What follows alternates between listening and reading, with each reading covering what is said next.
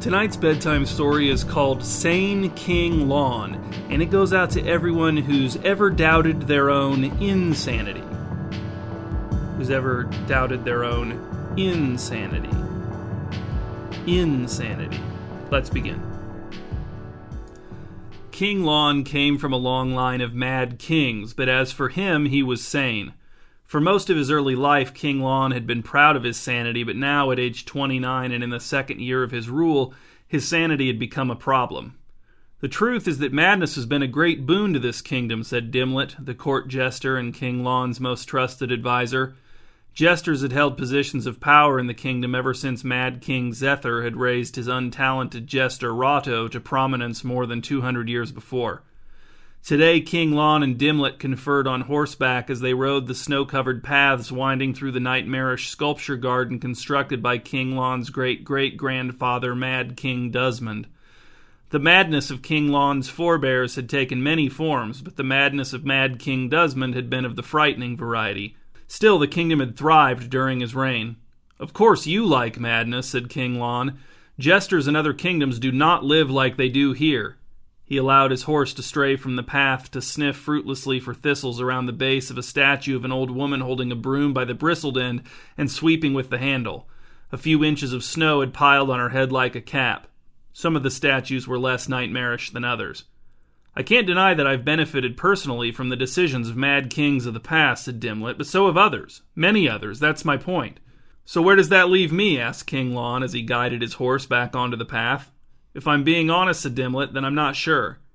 "You say madness has been a boon to this kingdom," said King Lon. "A great boon," said Dimlet. "We would not be where we are today if not for the madness of our kings." "Fine," said King Lon. "Let's say I accept that. But what I don't get is why people think that means we should have mad kings forever. Why can't sanity pick up where madness left off? Or, who knows, maybe I'll have a mad son, and my reign will just be a short interval of sanity. What's wrong with that? Why can't that be a good thing?" Dimlet shrugged and kept his eyes fixed forward as he and King Lon rode past a truly horrendous statue. "I suppose it's possible that a sane king could be a good thing," said Dimlet, "but only if everyone bought in. And that's never going to happen here. People are used to mad kings, they know you're sane, and that's going to bother them. That's going to lead to trouble. It already is leading to trouble." Dimlet was referring to the rising crime rate, the increasing belligerence of neighboring kingdoms, and the intensifying feuds between eminent lords and ladies of the court. "But we could make them understand," said King Lon. "We could launch a pro-sanity marketing campaign, give them information, raise awareness. I can earn their trust by showing them the tangible benefits of having a sane king." Said Dimlet. "I don't know about that. I don't think people are going to go for that. I don't think you're going to get a lot of support." "Well, you're clearly not going to support me," said King Lon. The two men lapsed into silence. The hooves of their horses crunched through the snow and onto the icy gravel beneath it. Nightmarish statues loomed on all sides. "What if I feigned madness?" asked King Lon. "I've seen enough of it to know what it's like. Father was mad, grandfather was mad, and I spent a lot of time with both of them." "That won't work," said Dimlet. "The people of this kingdom are connoisseurs of madness, Your Highness. They know exactly what to look for, all the subtle telltale signs. They'll see right through it." "You overestimate their abilities, Dimlet," said King Lon. "My subjects are not as clever as you think." "Perhaps not," said Dimlet, "but they'll be suspicious from the beginning, and all it takes is one clever subject to see through your ruse and call you on it to bring the whole scheme crashing down around us." "So what's the solution then?" asked King Lon. "What am I supposed to do? Just muddle along sanely while everyone waits for me to die so my hopefully mad son can take over and get the kingdom back on track?" Dimlet cleared his throat. "No, sire, that is not what I would advise." "Then what would you advise, Dimlet? That is the jester's role in our beloved kingdom, isn't it? Because I've never seen you sing or dance, and you certainly aren't funny. In our kingdom, it's the kings who are funny, conversing with furniture, riding nude into battle, bestowing titles to hogs." "You're oversimplifying," said Dimlet, "and you know it." He was offended. King Lon could hear it in his voice. "Would you say I'm being irrational?" asked King Lon. Dimlet looked at him out of the corner of his eye. "Yes, Your Highness," he said, "I would." "Well, great," said King Lon. "Maybe I am mad." "No," said Dimlet. "You are not mad, sire. But maybe you could be." King Lon paced around his chambers while his wife, Queen Astrid, sat in front of her mirror and ran a brush through her long red hair. They were both in their pajamas, but King Lon also wore black boots that came halfway to his knees. Bitter wind rattled their windows, but a bright fire in the hearth kept the cold in check. "Would you still love me if I were mad?" asked King Lon. "Why are you wearing those boots?" asked Queen Astrid. "The floor is chilly," said King Lon. "I don't want to take ill." "But haven't you ever so many slippers?" asked Queen Astrid, knowing the answer. In fact, an adjoining chamber was utterly filled with slippers, a holdover from one mad king or another. The slippers were of all different sizes, and it was nigh unto impossible to find matching pairs, but it usually didn't take long to find a mismatched pair that would do the job. "I prefer the boots," said King Lon. Queen Astrid ceased her brushing and looked at King Lon over her shoulder rather than gazing at him in the mirror. "But darling," she said, "you look foolish." "You almost said that I looked mad," said King Lon, pointing an accusing finger at his wife. "Didn't you?" The finger may have been accusing, but there was also a heartbreaking note of hope in his voice. "I did not," said Queen Astrid. "I said what I meant. You look foolish." "Ah," said King Lon, "but in this kingdom it's good for the king to look foolish. Everyone loves it when the king looks foolish." "That isn't so," said Queen Astrid, returning to her brushing, hissing in pain as she tore through a stubborn tangle hidden in the depths of her hair. "When father came to dinner dripping wet from falling from his stilts into the horse trough," said King Lon, "didn't he look foolish then?" "Oh, Lon," said Queen Astrid, "your father was mad. You're not. Can't you see the difference?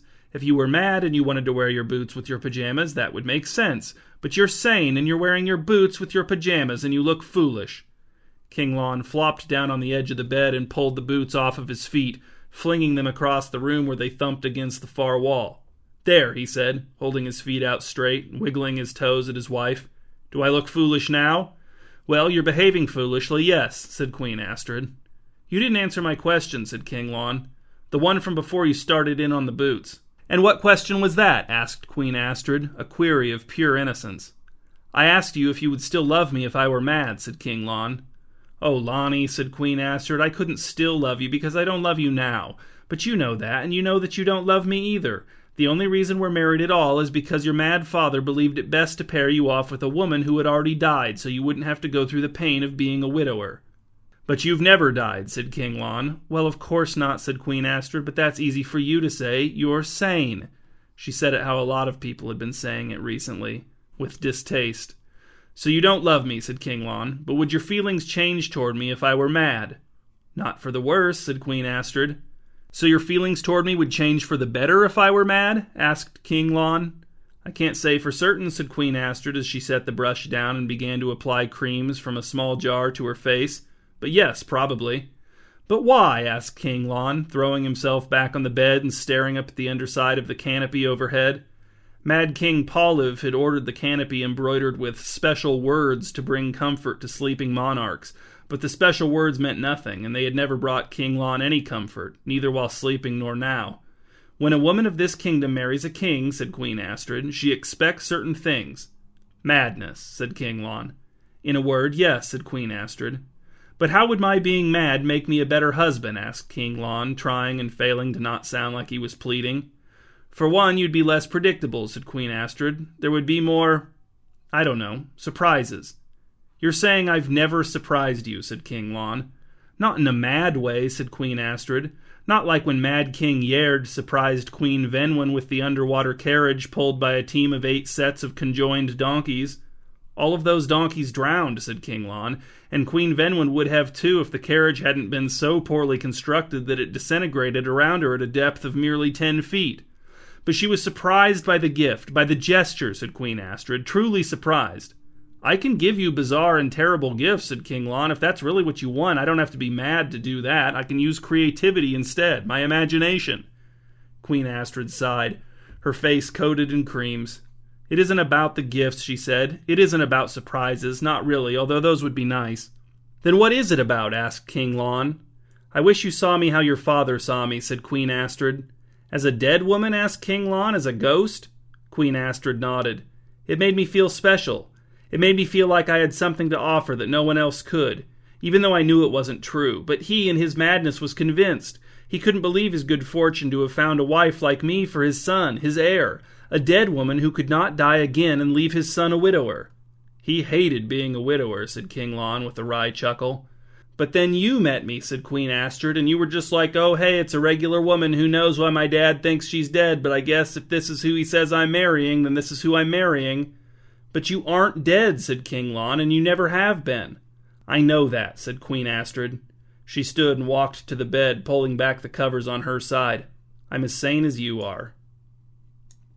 The sorcerer's laboratory was deep in the earth, accessible only through a secret doorway hidden somewhere in the maze-like dungeon beneath the castle. No kings were allowed to know how to get to the sorcerer's laboratory on their own. Even in a kingdom in which madness was regarded as a virtue, most everyone agreed that giving mad kings unrestricted access to the sorcerer's laboratory would be extremely unwise. Even though King Lon was not mad, he was still forced to endure the opaque hood and wax earplugs required of all kings when escorted to the sorcerer's laboratory.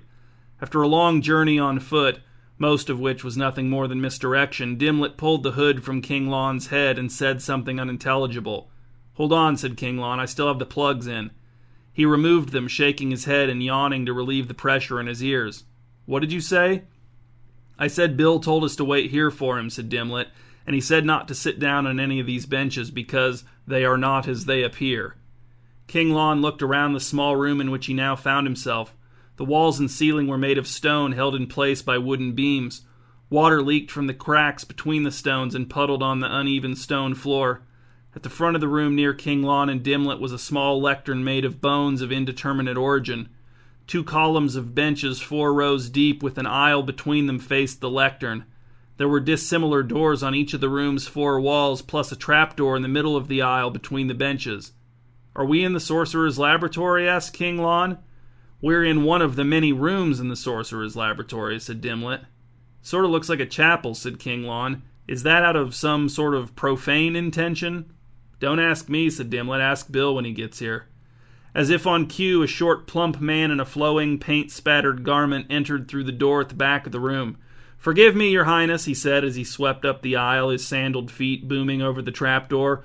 "We're repainting the living ingredients storeroom, and some of the other sorcerers are dripping paint everywhere, and it's driving me, well, mad. Maybe we should have you supervise the painting." King Lon did not laugh. Dimlet barely did. Bill did not apologize. Instead, he maneuvered around the king and the jester and took his position behind the lectern. "Sit, sire, please, anywhere you like, but more toward the middle would be better, and more toward the front." "I heard we weren't supposed to sit on these benches," said King Lon. "I heard that they're not as they appear." "Oh, yes," said Bill, "but I'm here now, so they should be fine." "How mysterious," said King Lon. "Can't we just discuss this like peers?" asked Dimlet, sensing King Lon's irritation. No, said Bill. "I've got a presentation prepared. Sit down, please, both of you." King Lon and Dimlet took their seats on one of the front benches, King Lon next to the aisle and Dimlet on his left. "Thank you," said Bill. He adjusted his spectacles, which everyone knew were strictly ornamental. He touched his thinning hair with his fingertips, not daring to run them through it for fear of disturbing his precise comb job. He spoke. "My presentation, Your Highness, is called So You Want to Become Mad." "Hold on," said King Lon. "I haven't decided yet." Bill paused, his hands frozen in mid-presentation title reveal gesture. "I was told you had decided," he said. "I thought you were coming here today to hear about techniques." "Then Dimlet misrepresented my position," said King Lon. "It sounds like he represented his position as my own. I do not yet know if I want to go mad or not. Hearing about the available techniques for achieving that end is but one factor that I'll consider when making my final decision." "I didn't tell him you were 100% decided," said Dimlet. He didn't sound very nervous. King Lon thought that Dimlet being slightly more afraid of him would be one positive outcome of going mad. "Well, yes, you didn't use the exact phrase 100% decided," said Bill, "but still, you made it clear that—" "I don't care what Dimlet said or what you thought he meant," said King Lon. "Go ahead with your presentation, Bill. It sounds like you're planning on telling me what I came to hear anyway. The only difference is that I'm not decided." "Then I shall continue, Your Highness." Bill executed a stiff bow that tilted a little off-center toward his right side. "Good," said King Lon. "Go for it." "There are several tried-and-true ways to make a sane man mad," said Bill, launching right into his lecture voice as if there had never been a lengthy interruption. "One of the most reliable is torture. Within the broader category of torture are several subtypes: physical, mental, emotional." "Come on, Bill," said Dimlet, shooting an uneasy glance at King Lon. "You're leading with torture?" "Excuse me," said Bill. "As with every technique, there are pros and cons, which I was about to elucidate before you butted in. Let us begin with the cons. First, of course, is the fact that the process is excruciating for the subject. Second—" "Let me stop you there," said King Lon. "I'm not going to submit myself to be tortured until I go mad from the pain." Very well, Your Highness, said Bill. We'll move on, but I would ask that your jester not attempt to inflict his own prejudices on you with his running commentary. A bias against torture is one that I share with my jester, said King Lon. His outburst had no effect on my feelings toward torture in any way. Bill seemed unconvinced. The second option is to expose you to a scene of mind-shattering horror. Bill paused, with eyebrows raised, gauging King Lon's reaction. Mind-shattering horror, said King Lon. Exactly, said Bill, breaking into a grin. Exactly, Your Majesty. That sounds almost as bad as torture, said King Lon. Bill's face fell. Whatever his strengths, reading people did not appear to be one of them. It's over much faster, he said. The human brain is equipped to deal with certain quantities and different varieties of pain and suffering, so with torture it takes a little while to get it over the hump and on its way to madness. With scenes of mind-shattering horror, the effect is almost immediate. We show you something your mind can't process, and pow, it shatters. King Lon nodded. And a shattered mind is a mad mind, exactly, finished Bill. Where do the scenes come from? Asked King Lon. Oh, we sorcerers create them ourselves, said Bill. Some of us are quite adept at it. Not me personally, but some of my colleagues. They're mad themselves. You have to be able to construct a scene mind-shattering enough to drive a sane person mad. And what do these scenes look like? Asked King Lon. Bill shrugged. Never seen one, he said. Obviously. He chuckled and pointed at his own face as if only a madman would question his sanity. Then a serious look came over his face and he said, I don't like to speculate about the scenes of mind-shattering horror, truth be told. A cold silence fell over the room. What else do you have? Asked King Lon. Well, yes, there's a third option, but it's a little bit blah, is how I'd put it. Spit it out, said Dimlet. His Highness has a kingdom to run. He was clearly still smarting from his earlier spat with the sorcerer. There's a drug you can take, said Bill. His entire affect had gone flat. A drug? Said King Lon. An extract from some plant, I think, said Bill. This isn't really my area of interest, but it is an option. We mix it in a tea. And it will make me go mad? Asked King Lon. It's less reliable than the other methods, said Bill. It only works about 80% of the time, and to be honest, it usually results in a somewhat anemic madness. King Lon scratched the bridge of his nose as he thought. He looked at Dimlet and said, What do you think? Dimlet shrugged. I think any amount of madness will help. And the drug tea tastes bad, said Bill. But Bill was wrong. The drug tea tasted good. King Lon might have even asked for another cup, but he didn't want to go too mad. When King Lon returned to his senses, he found himself in his bed wearing nothing but a thin nightshirt. Queen Astrid, Dimlet, and Bill were arrayed around the bed, displaying synchronized smiles. Afternoon sunlight came through the frosty windows of King Lon's chambers. There was a strange taste on King Lon's tongue, which brought back the memory of his trip to the sorcerer's laboratory, Bill's presentation, and the drug tea. So the question now was, had King Lon returned to his senses, or had he instead merely regained consciousness as a madman? Queen Astrid broke the silence first. How do you feel, Lonnie? King Lon didn't know how to answer. Did mad people feel mad? Didn't madness destroy the ability to discern the mad from the sane? Isn't that what madness was? Other than a touch of grogginess, King Lon felt the same as before he drunk the drug tea in the sorcerer's laboratory. But while it was true that he did not feel mad, King Lon didn't think that meant he wasn't. Lon, said Queen Astrid, I'm speaking to you. How do you feel? King Lon ran through several potential answers. What could he say that would not convince her one way or the other? I don't know, he said. His voice sounded odd. The Queen, the Jester, and the Sorcerer all shot looks at each other over King Lon's prone form. Maybe King Lon's voice sounded odd to them, too. What do you want to do, sire? Asked Bill. Do you feel compelled to do anything specific, no matter how unusual? I don't know, said King Lon again. It seemed to have worked the first time, and he hoped it would again. Confusion, said Bill. What does that mean? Asked Dimlet. Could mean anything, said Bill, now speaking about King Lon as if he weren't present. It could mean temporary madness, it could mean permanent madness, or it could mean that he just woke up after sleeping for 2 days. When will we know for sure? Asked Dimlet. Hard to say, said Bill. The drug method can lead to vague results. The good news is that the other techniques are still on the table. If this one doesn't turn out, we can still torture him or show him a scene of mind-shattering horror. No, said King Lon, that won't be necessary. Queen Astrid narrowed her eyes at him. Did that sound mad to you, Dimlet? Not really, said Dimlet, but the faces of madness are many times many, as the saying goes. He leaned over King Lon and looked him in the eye.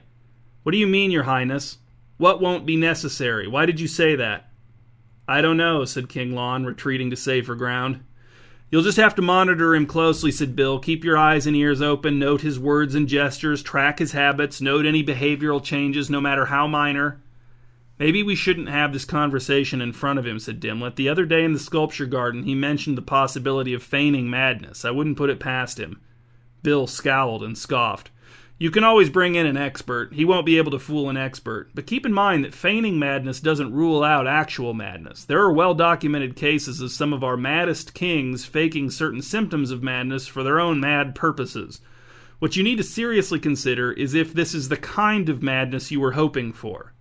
I thought it would be easier to tell, said Queen Astrid a bit poutily. I told them the drug wasn't ideal, said Bill. Let's give it time, said Dimlet. We don't know anything one way or the other yet. King Lon decided to chime in just to be on the safe side. I don't know, he said. It seemed to make Queen Astrid feel better, at least. The most difficult part of maintaining the ruse that he was mad was that King Lon didn't know if it was a ruse. He was incapable of evaluating himself from a vantage point outside of his own brain, a limitation complicated further by the possible, even probable, madness of that brain. Then, a week after waking from the drug tea stupor, it occurred to him that obsessing over diagnosing his own madness might be a symptom of madness. But, of course, it could also be a sane and reasonable reaction to consuming a drug tea purported to cause madness. One nice thing about maybe being mad was that King Lon felt more free to indulge himself. He could be impulsive, he could do the things he'd often wanted to do but had always resisted when he was definitely sane. He could hum a melody stuck in his head during an important meeting, he could try to toss an apple core into Lord Goyth's cup of milk during dinner, he could spell words in proclamations however seemed right without having to look them up. But then a stray thought spoiled that too. What if the fact that these were things he had wanted to do before he drank the drug tea proved that he had always been mad, and had in fact been pretending to be sane even to himself? And what if drinking the drug tea had done nothing to further madden his mind, but had instead given him an excuse to ignore the safeguards his mind had long ago constructed to prevent the exposure of his madness? His thoughts ran in these kinds of circles continually.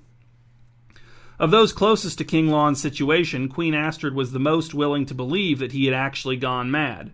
She was a bit disappointed that he still didn't believe, like his mad father, that she had already died once and would therefore not die again, but she'd gotten the idea in her head that King Lon might very well become even madder over time.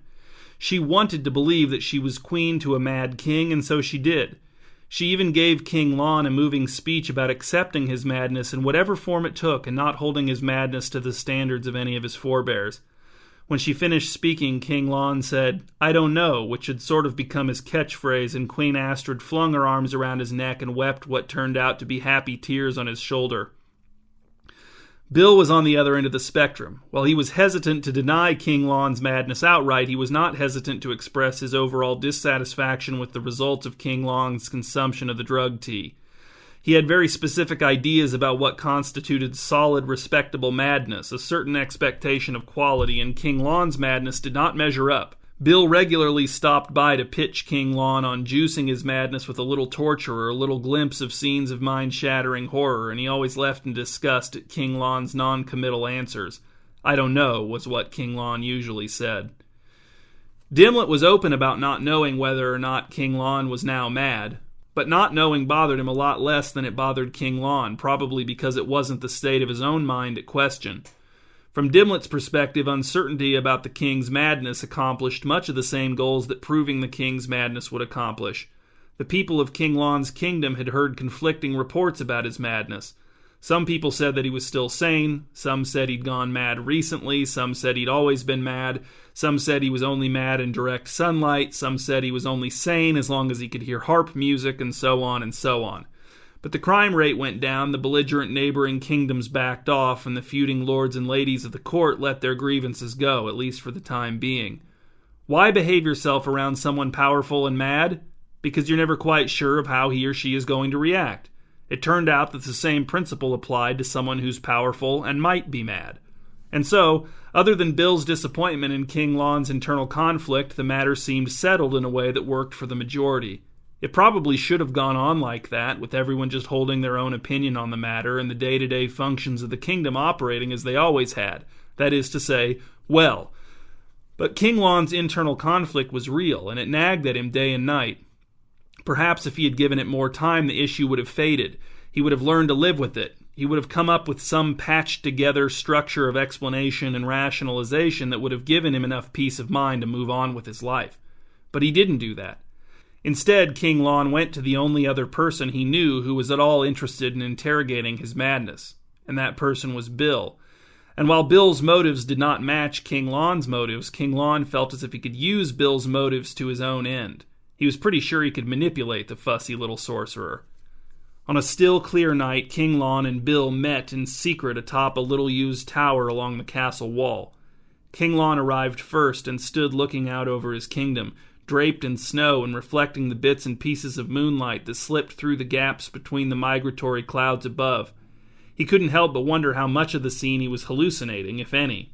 Not that there was anything that struck him as out of the ordinary, but then again, if he were mad, what would strike him as, "It's freezing up here," said Bill, as he appeared at the top of the tower stairs in a thin cloak with 3/4-length sleeves. "You should have dressed warmer," said King Lon. "Oh, no, I'm not cold," said Bill. "I'm just saying that it is freezing up here, but that doesn't automatically mean that I'm cold." "I want an expert to evaluate me," said King Lon. "You mentioned that possibility when I first woke up from the drug tea." Bill frowned.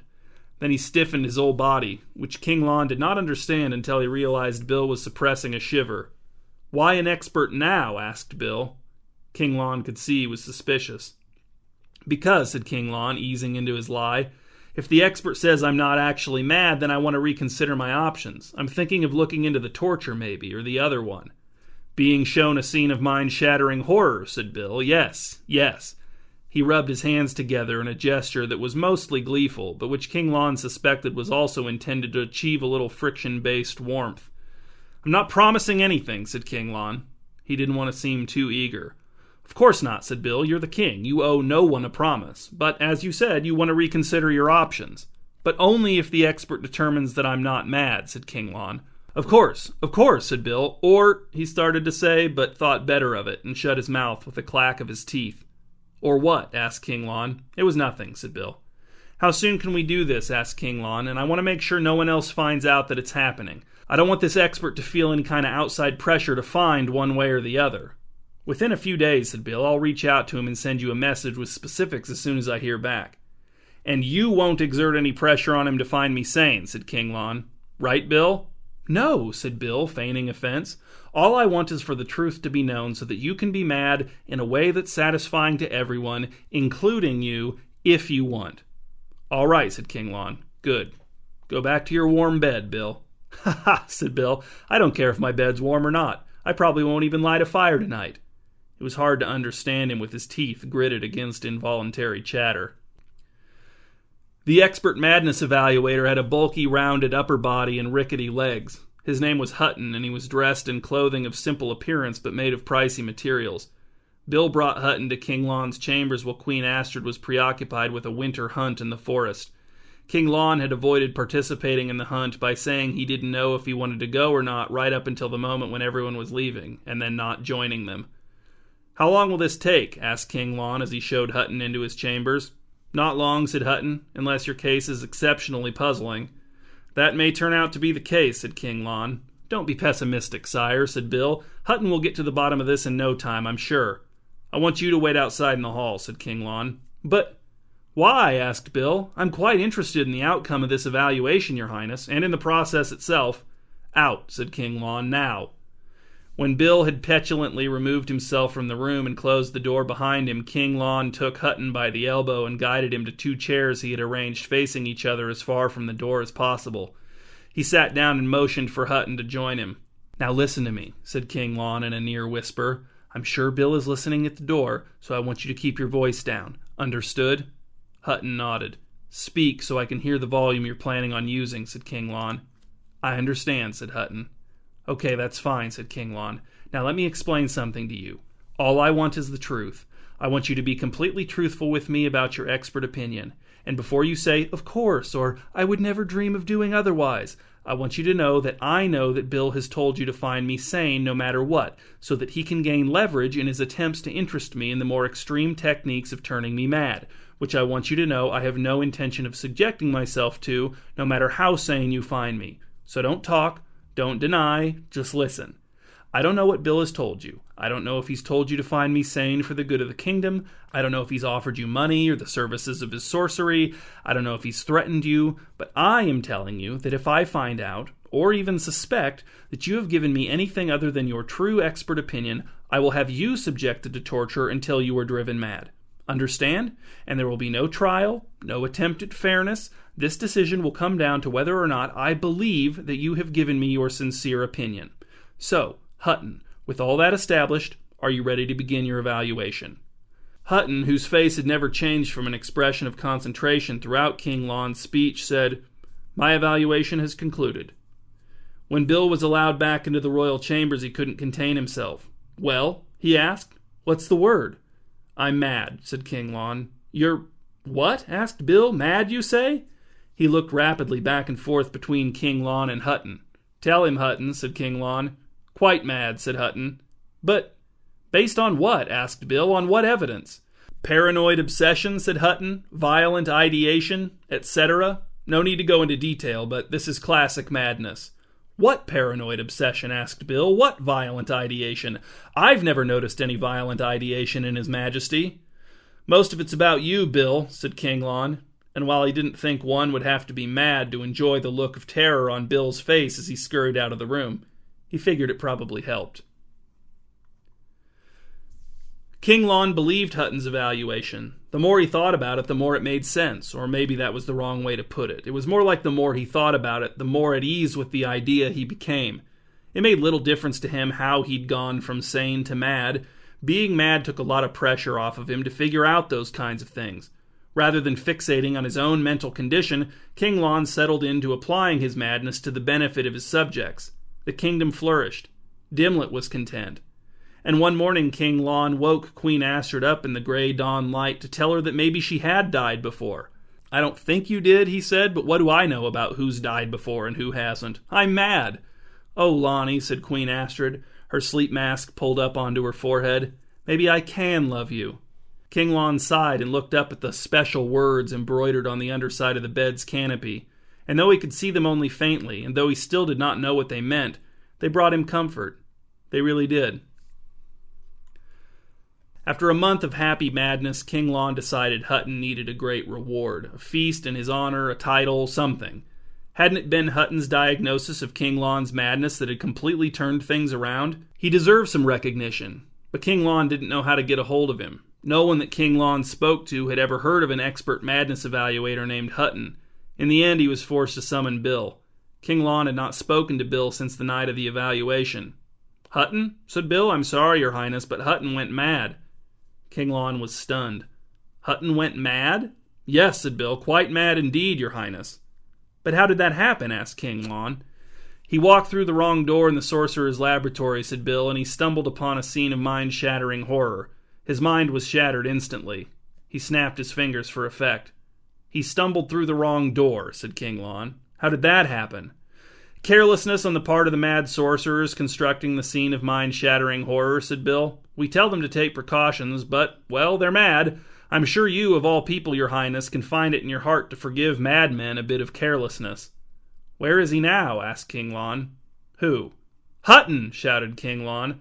"Don't worry about him," said Bill. "We've put him to work. He's creating scenes of mind-shattering horror for us now. He's got a real aptitude for it." "Take me to him," said King Lon. "I want to see him. I want you to prove what you're telling me." "As you wish, sire," said Bill.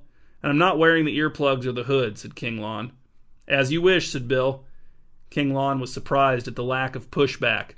"Let's go now," said King Lon. "As," said Bill, "you wish." The sorcerer's laboratory didn't turn out to be that hard to find. It was just an unassuming door in the back corner of the dungeon. Its continued secrecy seemed to be based mostly on the fact that the previous generations of Mad Kings had bought into the idea that they wouldn't be able to find it, so they hadn't tried. Once through the door, Bill led King Lon down a spiraling stairway made of stone and lined with intermittent torches and sconces shaped like scary faces. At the bottom of the stairway was a round room with halls of widely varied widths branching off of it in different directions. "This way," said Bill, walking toward a hallway with an arched ceiling and a floor of planks painted white. "Hutton's sleeping quarters are this way. He's usually resting this time of day." King Lon hesitated for a moment, then followed Bill down the hall. They walked in silence, passing no doors on either side, only more torches. The air was stifling without being warm. "If this is a deception, Bill," said King Lon, "you will suffer so much."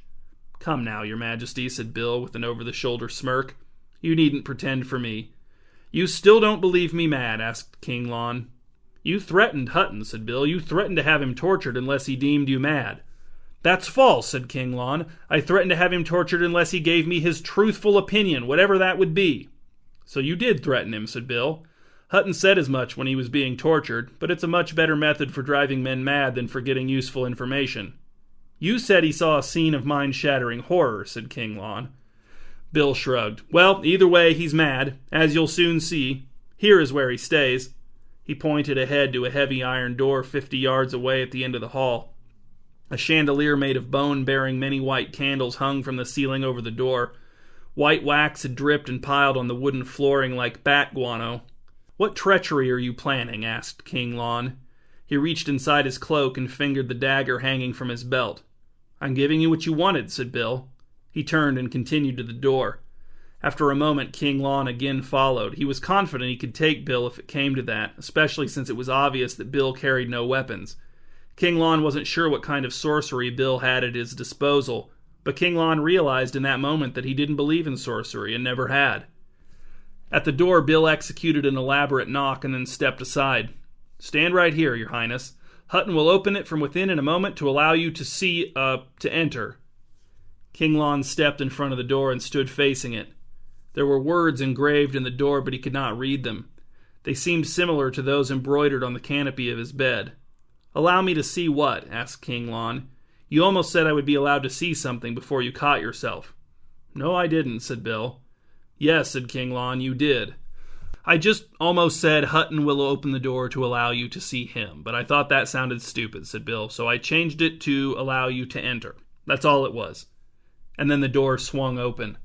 "Ha ha!" shouted Bill, whirling away and throwing one arm over his eyes. "Behold! Behold a scene of mind-shattering horror! Now you shall be truly mad!" King Lon's first instinct was to clamp his hands over his eyes, but no, it was too late. He had already seen it. His mind was already shattering. Except it wasn't. King Lon narrowed his eyes and stepped into the dimly lit room. He was conscious of robed figures muttering and cackling on either side of him, but it was the scene they had constructed against the far wall that drew his attention. It was weird, but it wasn't that weird. Maybe it would have been more effective if the craftsmanship had been better. As it was, the figures were pretty fakey. It looked like they were made of wax. The hair might have been real, but it didn't look like they had even used animal guts for the gore, which seemed to King Lon like a missed opportunity. The imagery struck King Lon as the kind of thing a preteen boy would invent in an attempt to shock a younger female cousin or to impress a playmate of baser origins whose parents let him smoke a pipe. There was a woman with a bird head eating her own entrails, a pathetic tentacle emerging from a warped egg, a skeletal man on all fours eating human hands from a trough. The more King Lon looked at the scene, the more he realized it was mostly weird people eating gross stuff. He turned around and called back to Bill. "Where's Hutton, Bill?" Bill, who still held his arm firmly across his eyes, said, "What? Your Highness, is that you?" "Yes," said King Lon. "Who else would it be?" He looked at the madmen in the room, who had now gathered into a small cluster, all watching him with disappointment. None of them were Hutton. "He's not in here, Bill. Is he actually down here, or was the whole thing a lie?" "But your mind," said Bill. "You saw the scene, your Highness, did you not?" "I saw it," said King Lon. "I'm not very impressed. How much do we pay you to do this, anyway?" "But sire," said Bill, "don't you see what this means? You're able to look upon the scene of mind-shattering horror without it shattering your mind. That can only mean that your mind has already been shattered. You are mad, your Highness. You truly are." King Lon turned to look at the scene of mind-shattering horror again. Was it possible? Was he only unaffected by the scene because, in his madness, it had no power over him? Had he been sane when the door was opened to him, would he have collapsed to the floor, crying out, clawing at his eyes, gnawing his tongue, foam forming on his lips? No. There was no way. It wasn't a scene of mind-shattering horror, it was just corny. It was corny and it sucked. "This isn't going to shatter anyone's mind," said King Lon. "Sorry to disappoint you, Bill. Every battle I've ever been in is more horrifying than this. If the entrails weren't coming out of the bird-head lady's stomach, I wouldn't even know what they were supposed to be." "Entrails?" said Bill. "Bird-head lady?" Overcome by curiosity, he took his arm away from his eyes, emitted an ear-splitting shriek, and collapsed to the floor, clawing at his eyes, gnawing his tongue, foam forming on his lips, the whole works. And as he writhed and babbled the expressions of his shattered mind, the other madmen began to howl and caper around him. And in that moment, King Lon knew not only that he was sane and had always been so, but also that he was the only sane person in his entire kingdom, and perhaps in the entire world.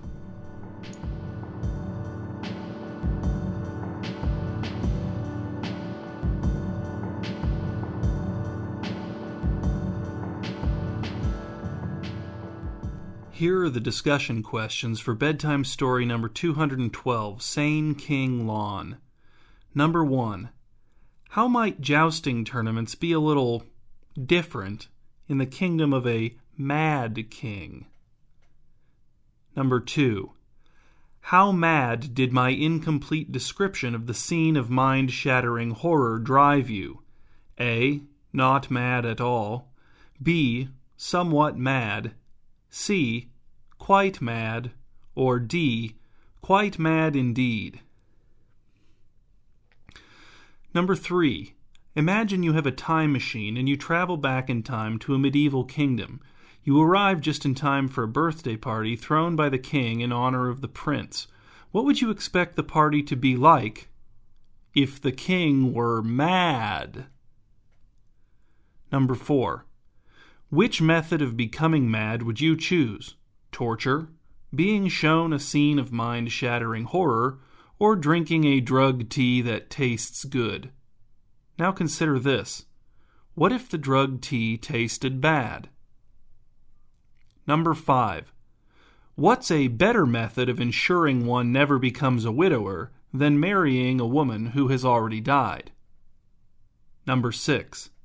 You may be aware that the Queen of England has occasionally chosen to knight famous entertainers, such as actors and musicians. Who might the Queen of England choose to knight if she were not the Queen of England, but was instead a king who was mad?